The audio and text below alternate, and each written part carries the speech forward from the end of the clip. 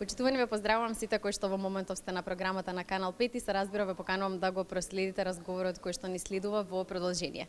Ово утро првото утринско кафе го пијам со нашиот драг пријател Ивица Маринковиќ, кој што вас вие повеќе познат како Ивце Пивце, а темата на која што ќе зборуваме е Скопје, некогаш и денес. Малку носталгично ќе го навратиме на неговото Скопје и се разбира ово Скопје во кое што живее денес и можеби какво Скопје гледа и замислува за своите внуци. Ивце, добро утро. Добро утро. Ме фати со темата, сум острел, што би рекле стар или суперстар, што викаш ти. Да. Обично ме прашува, до пред ова интервју ме прашува кај се гледаш во иднина, сега кај се гледаш наназад 50 години. Наместо ме прашаш Ивце како за 50 години ќе биде Скопје, ти ме прашуваш како било пред 50 години. Да прашам и тоа да почнеме со ред. Ајде. Јас сум роден во Скопје и сум израснат во Карпош 4.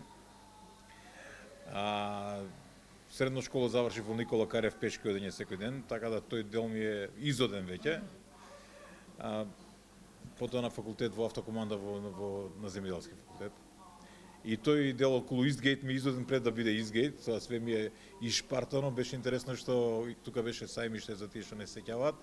Не постоеше сајм на кој што не сум видел од технологија, козметика, наука, до не знам све што имаше сајм, беше многу интересно, пошто имаше 4-5 хали.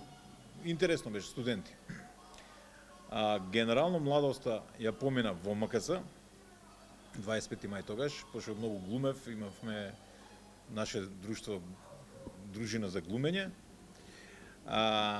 Потоа, кога се вратив од војска, пак во хард рок, пошто работев во Мега Радио, кој што беше дел од хард рок, или обратно, хард рок беше дел од Мега Радио, и тоа беше мојата, да речеме, тинеџерска возраст и мојата младост.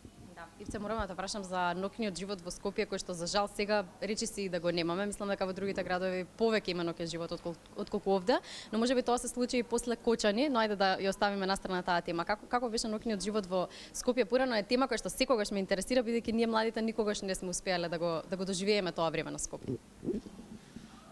Сега да не испадне сега дека се фалим у наше време беше вакво, например имаше едно култно диско, се каже Hard Rock, што го спомнав малку. Значи таму беше прво престиж да се влезе, не можеше секој да влезе. Јас имав таа среќа, не зашто бев мангок, него имав среќа што работев во радиото и де факто ни беше како од овде до онде да поминеме една скала и да влеземе во радиото. Така да мене ноќниот живот ме асоцира само на Hard Rock, ништо друго. Со мојата тогашна девојка, сега сопруга, ние таму ја поминавме младоста. На почеток таа немаше дозвола за излегување до ниедно време, така да јас доколку што имаше дозвола ќе ја вратев дома, ќе се вратев повторно во Hard Rock, пошто тука све се случуваше, тука те беа другарите, пријателите, настаните, све беше тука, така да мене тој период ми е одбележан со Hard Rock. Ноќниот живот имаше многу журки, секојдневно, среда беше најпозната, среда беше журката на Мега Радио. Имаше многу диџеи, имаше забава, имаше се и се што. Не е дека немало и турбофолк, имаше и такви работи, да не се лажеме, и такви гости. За сечи вкус? За сечи вкус, да, за вкусовите не се дискутира. Имаше се и се што, меѓутоа имаше живот. А имало ли културни манифестации малку повеќе од сега и има ли начин да ги вратиме? Јас многу се бавев со глума, докато не почнав во радио. Радио почна 93. Така да немаше представа што не сум ја посетил, имаше многу театарски представи, имаше многу гостувања. Јас сум одел надвор во Скопје да гледам представи, така да тој дел што мене ме интересирало ми бил задоволен. Значи, сум идел и на изложби, сум сакал да идам и на балет, морам да признам на опера не толку. Дали можеби дека не ги разбирам зборовите или не знам зошто. Ковме за вкусови не се расправа. Да, добро, али на балет сум сакал да идам, филхармонија обавезно. И имаше, филхармонија беше во Дом на Арама, тука сме оделе, помало беше поинтимна, се помодерна, поубава е сега, али за мене ноќниот живот сосема ги задоволил моите потреби.